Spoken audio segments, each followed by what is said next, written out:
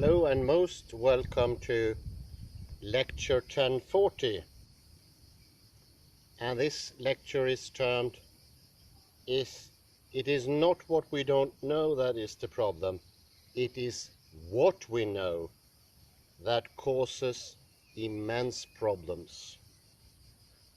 The system of correctness, or the idea of a rule list for correctness, or metaphysics of presence, does not make any distinction whatsoever between better and worse knowledge. There are no graduation. Oh shit.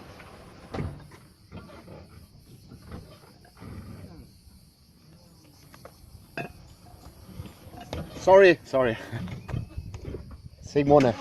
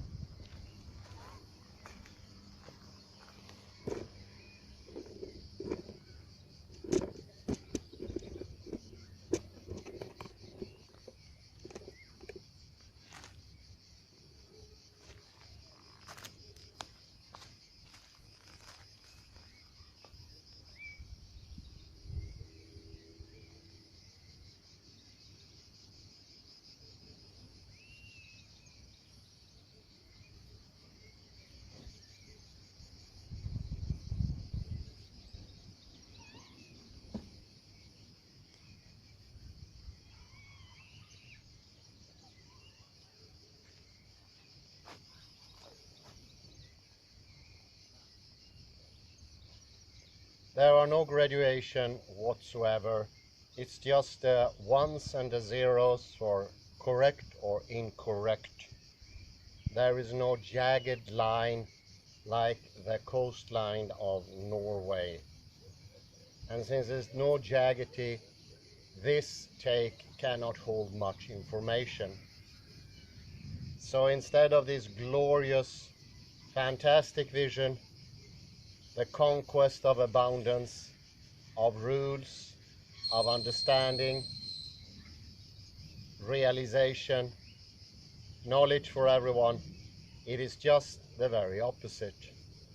Knowledge that is not graduated is useless, or it is very, very low quality. So in the regular worldview, everything is out in the sun, almost bleached out, and can only hold 1 and 0, an incredible diminished way of fractality. And I would say the limit on knowledge is even greater than our usual limits on space and time. In knowledge it's even worse. And I think how many people do not today suffer from the idea that the world is exhaustible and divisible by zeros and ones. That makes for an enormous limitation. And that is a knowledge. That is something you know. So what you know can hurt you. And especially if you have a knowledge and you have not, until this day, looked closer into it. And I mentioned earlier, the only thing that can do that for you or help you on that path is quantum mechanics. There is no other way. You cannot by yourself sort of figure this out or go to an isolated island and spend 500 years there and ponder the things very hard. It will never ever happen. This comes from reality itself. I know I repeated that many times before, but it's important to understand this is not something a philosopher on a deserted island can reach, or somebody who wants to take some fantastic drug and see reality as it is. Will never ever happen. It needed to come from reality, or the interactivity of reality itself, for this jaggedness to open itself up. And it took even more time until we start to appreciate the jaggedness. And it will take time on each individual case until we come to that conclusion that jaggedness is what holds information, knowledge, understanding. Whereas the zeros and ones, the truth and the untruth, the law of the excluded middle, and so forth, can not hold much. It can hold something, but it can't hold much.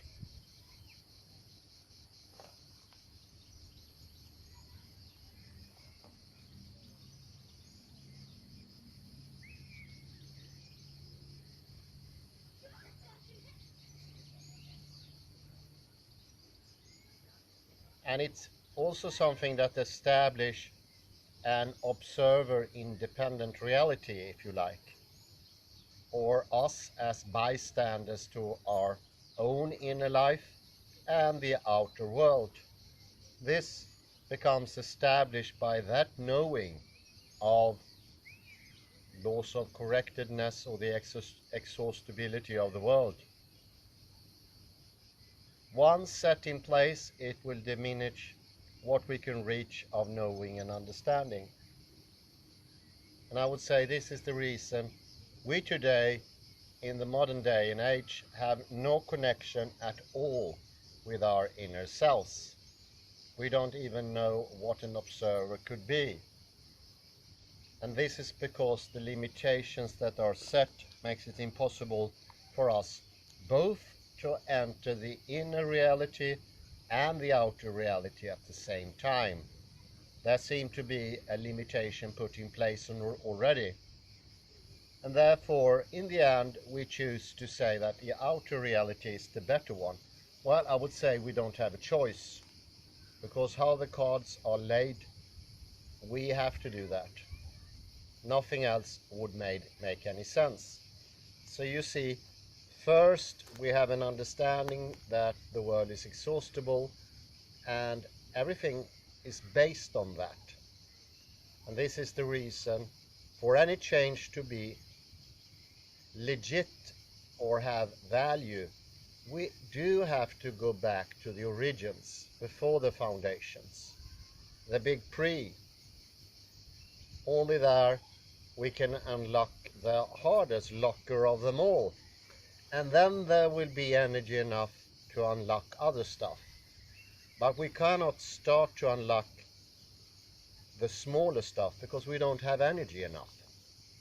That is already ridden from us.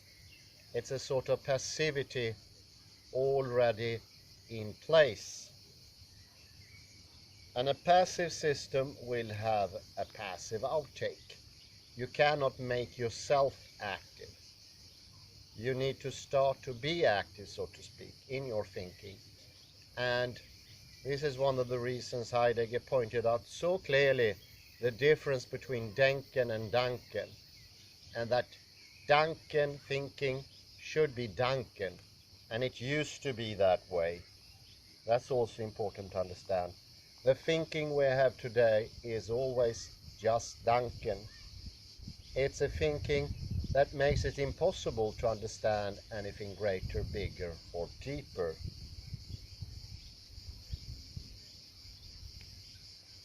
One could say that quantum mechanics takes us back to a point of origin, to a zero, where we can start, so to speak, anew. And do not confuse this with tabula rasa. I think that is the first association that probably popped into your mind. No, it's just the opposite. It's not a blank slate. It is going into fractality. It's going from something that is actually more like a tabula rasa and going to complexities.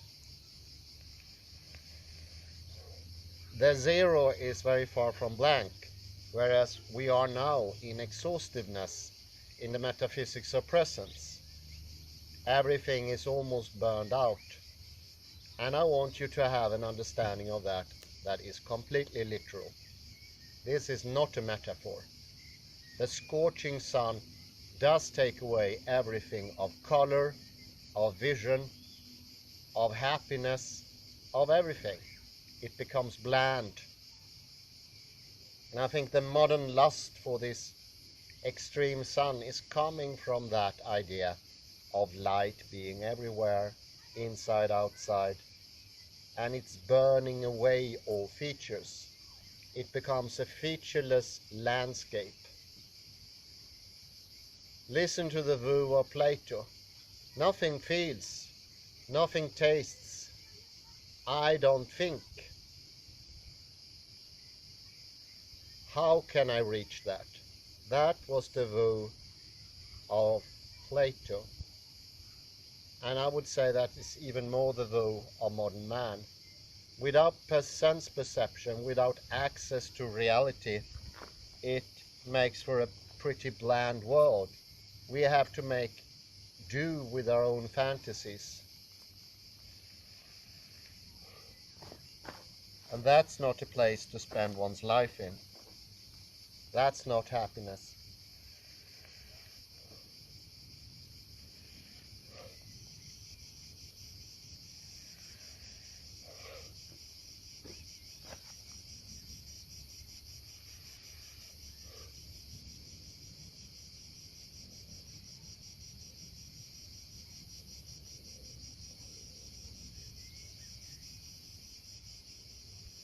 Quantum mechanics, far from being that blank, outburned slate that overexposed, to make a photographic term useful.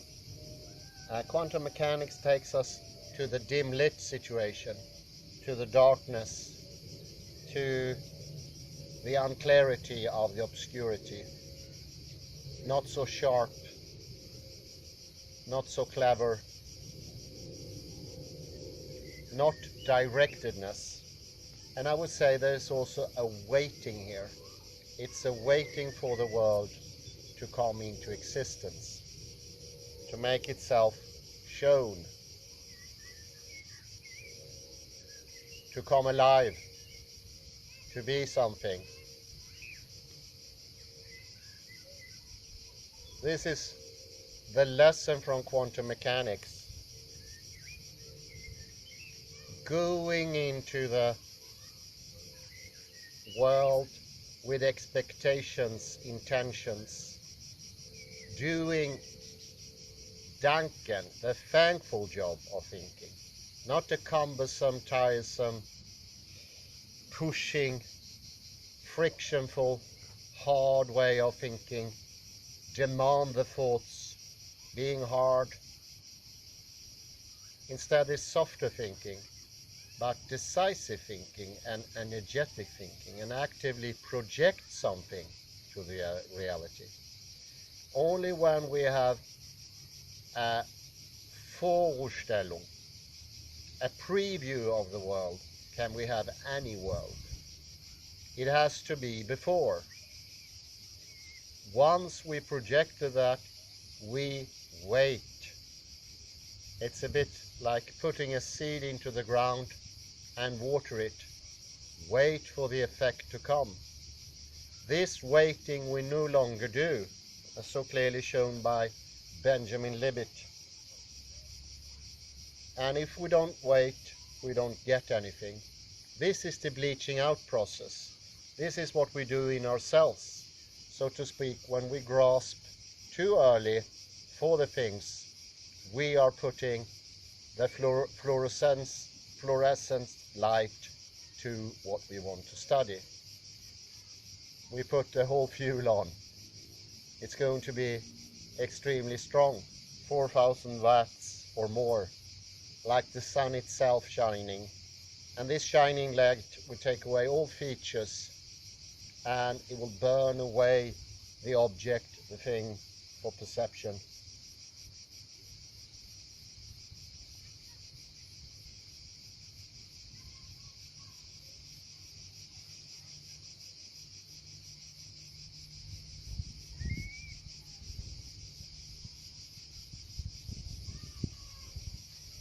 Knowing itself is also a fractality, just like the coast of Norway.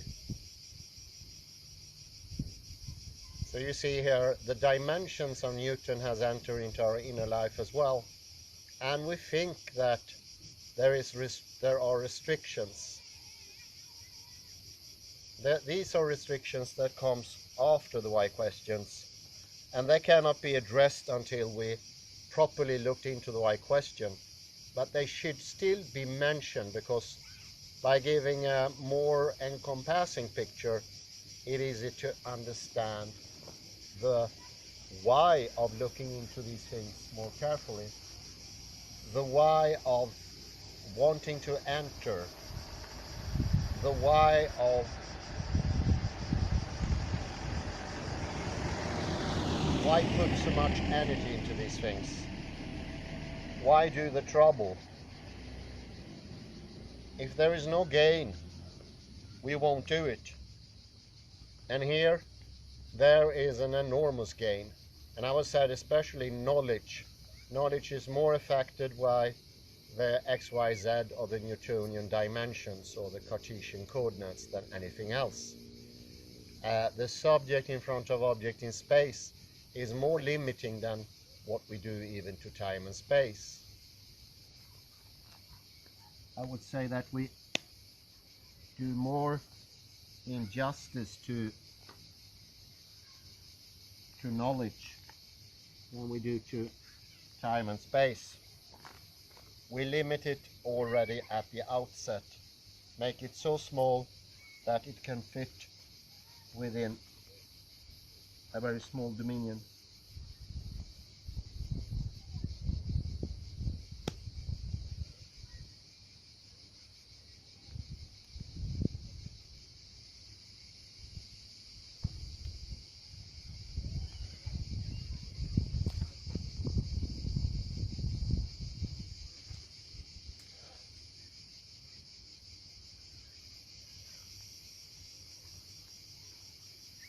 Sorry.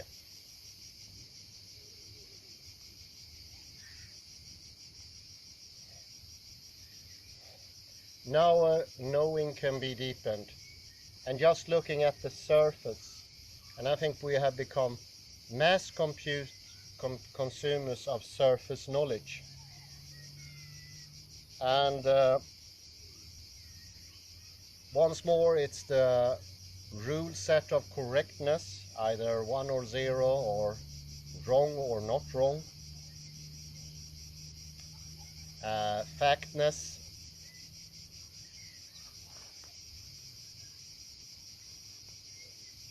The idea of truth, the scorching light as being the liberator, the thing we are striving for.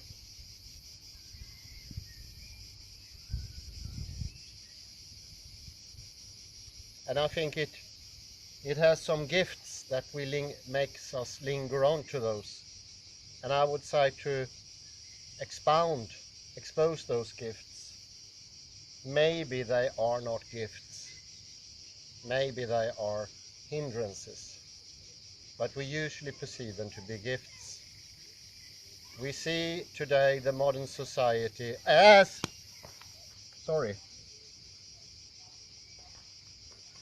the information age.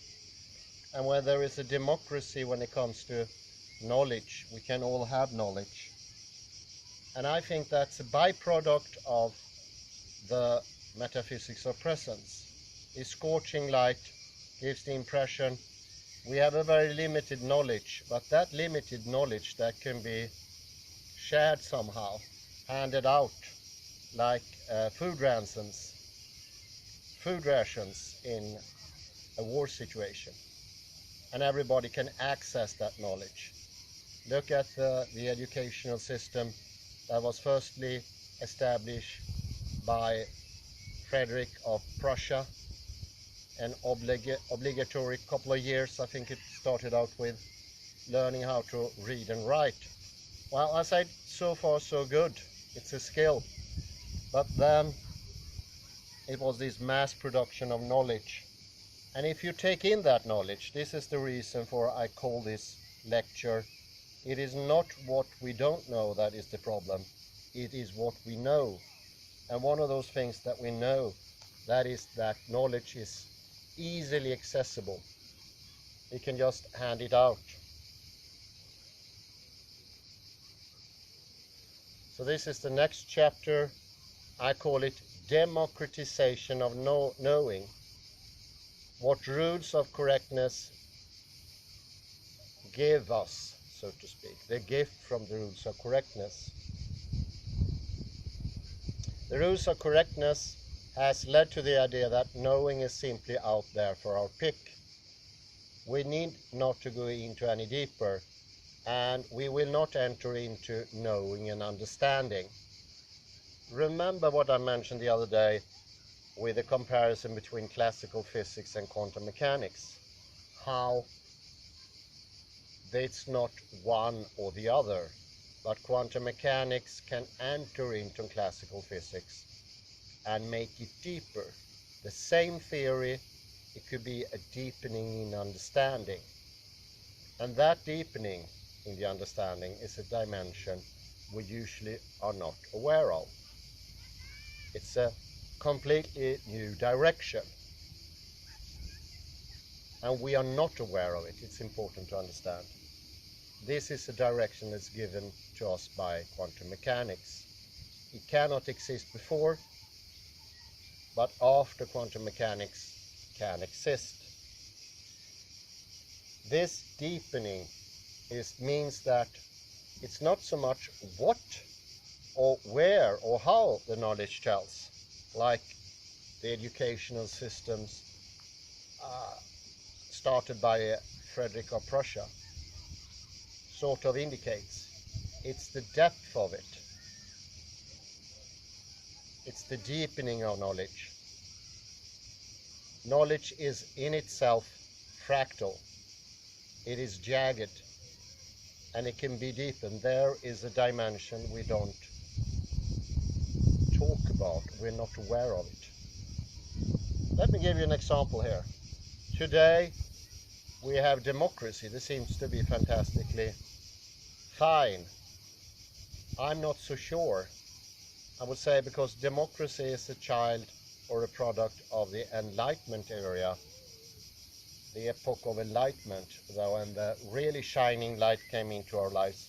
Maybe we should be a bit wary if it's so good, really.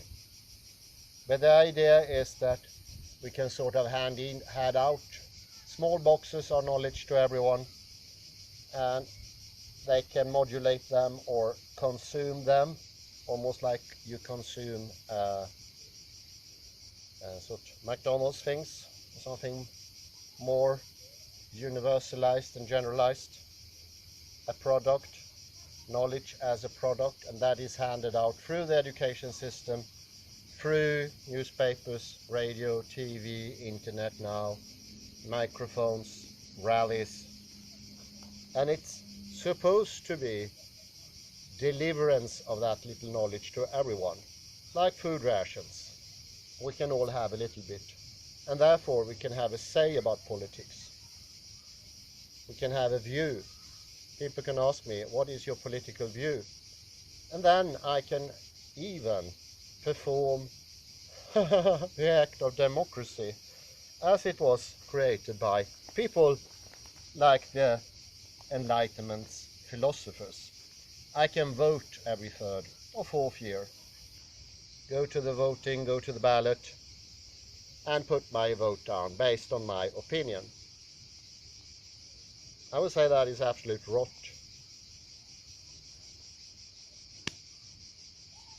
It's sold by politicians, and it's delivered by journalists who think themselves are doing us a favor and a favor to themselves, and they are keeping criticism vivid in the country, and they have some sort of effect.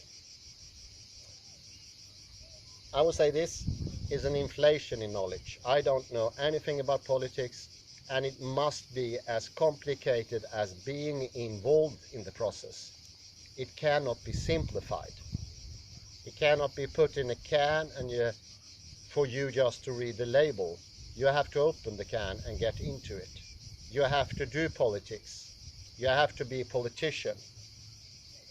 Hey, there is something called reality.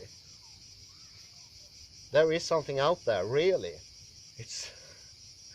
And you learn from that. This is what a politician does.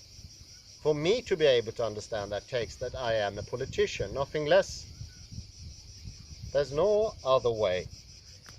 But today we are tricked into believing, yeah, we can all have access to that. And once we started to consume that knowledge, that is a specific attitude, I would say.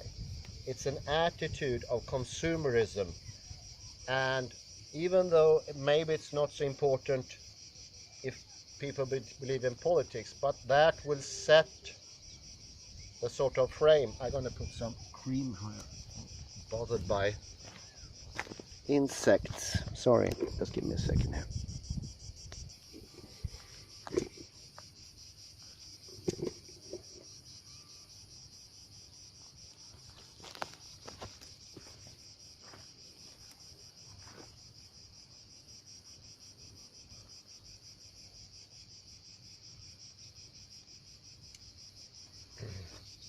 And for this example, the main problem is not politics itself. It is the attitude we establish. And I would say that's a posture. It's a body posture, and it's the idea that knowledge is a consumer product. And once that is established in your system and you start believing that you know a lot about politics without ever done anything about it, it's a little bit like, it could as well have been that the newspapers, media, radio, TV had a lot of information about, for some reason, how nuclear plants are functioning. And still, even if I'm not a nuclear engineer, I get the impression I understand that. And this is things that are actually happening. Maybe not in normal newspapers, but in magazines. I'm reading currently myself something called Illustrated Science. It's a fantastic magazine here in Scandinavia, and it's just amazing. But after a while you start understanding, I don't really understand what they're writing. But at some certain point, of course, you get tricked, and you think you have a pretty clear view of what it's about, but you don't. And of course, the one who wrote the thing doesn't know either. He is the same as, for instance, Richard Dawkins. Not a scientist. He hasn't done any science in 30 years. He is a journalist of science. And that is an entirely different thing. That was a commentary made by Edward O. Wilson. And they came to some sort of disagreement, and it ended in this attack, which is much more of an attack than it sounds like. If you're into the area, you know that the difference between being a scientist and being a journalist of science is enormous. Few people, there are people who actually got into science, and I would say Paul Feyerabend and Arkady Plotnitsky are two of those. But those were people with exceptional intuitions. And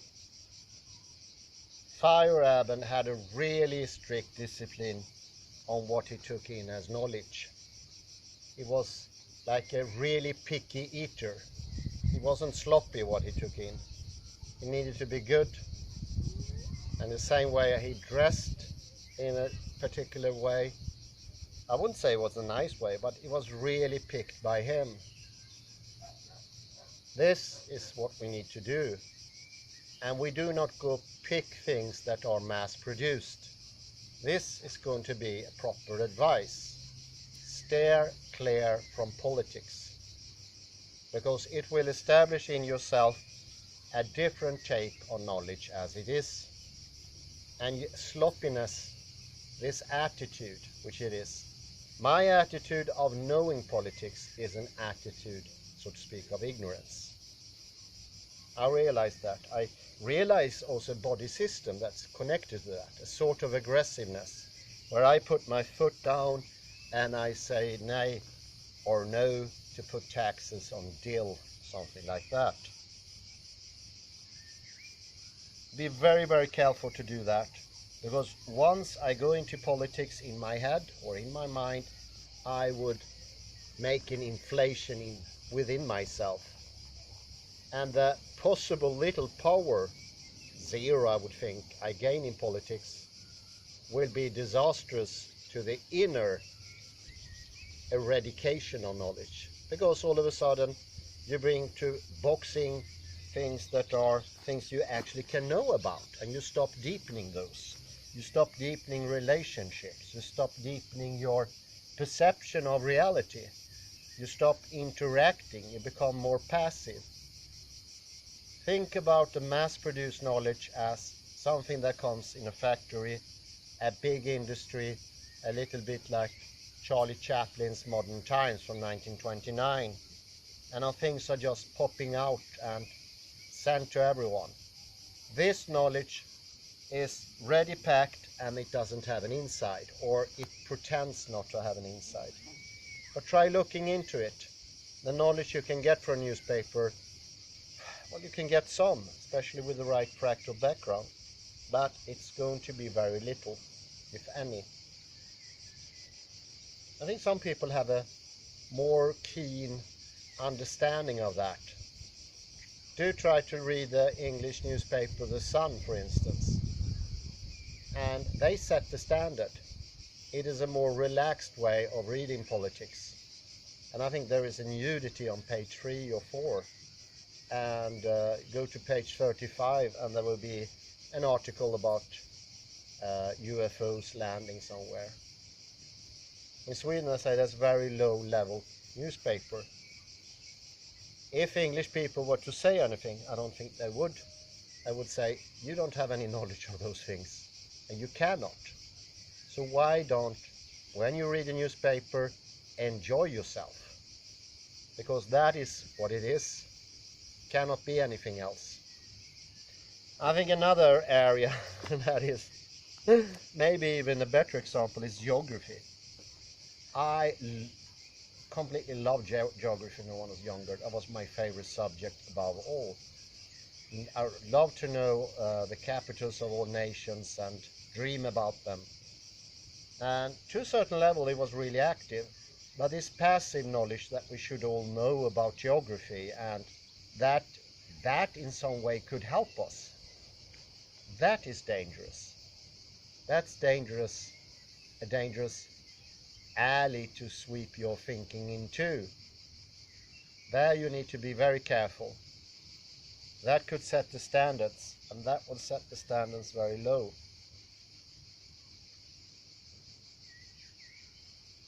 Once more, it will give the impression, if I pile all the knowledge I have about geography, the capitals of Africa, Ogla and Mapuche, no, Pincho, Maputo, the capital of Mozambique, I think,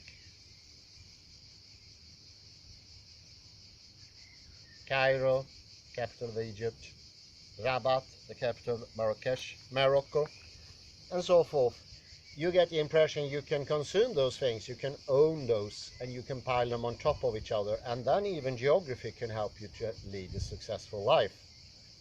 It's wrong from so many different angles, but I want to focus here is the mass consumerism of knowledge and the superficial, you're not able to see into it. I think this box is really a good example. We can't look into it, and it's locked, really tightly locked. This is modern knowledge. And it gives an impression this is all there is.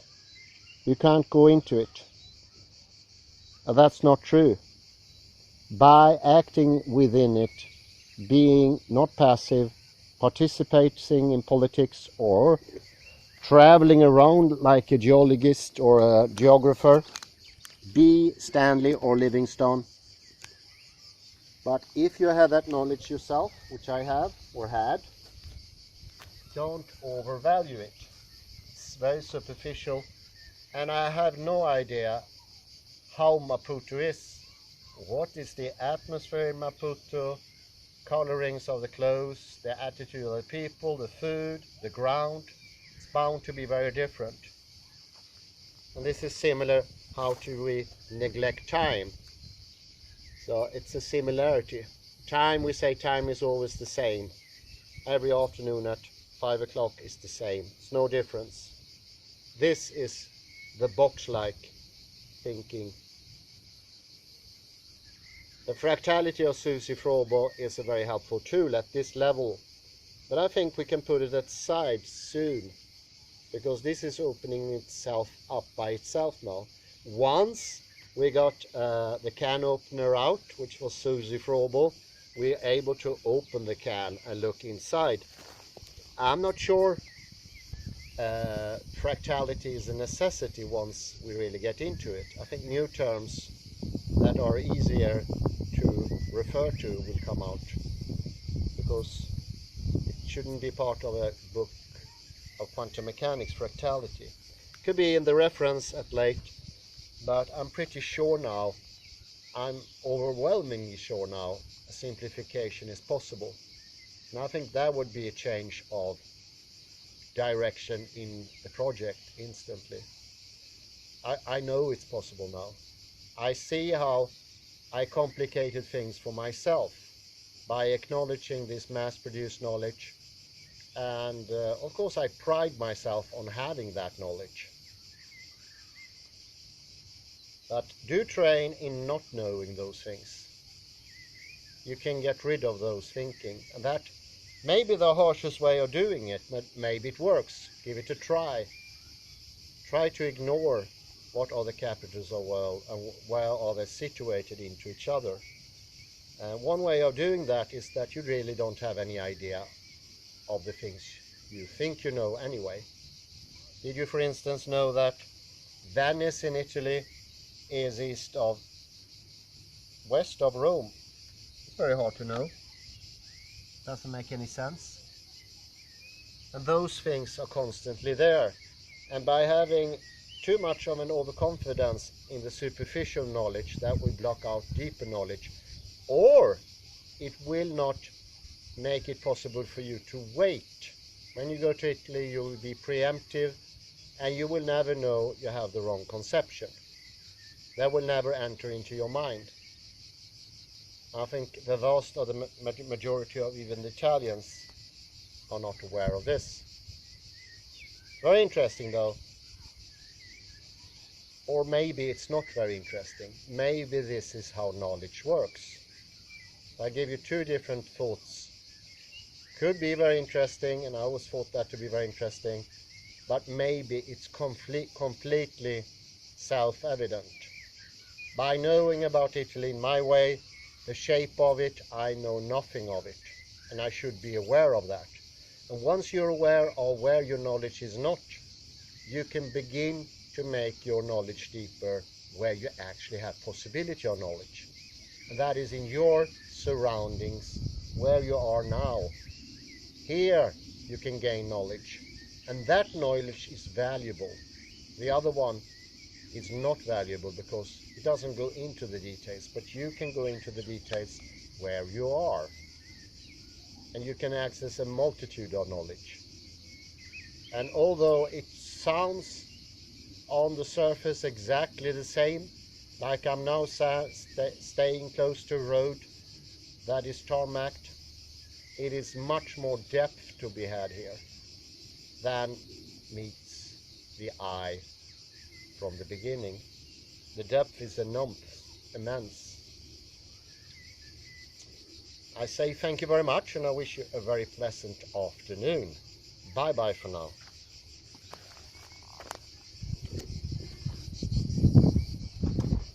So this tarmac has been under the sun, and all blackness is gone.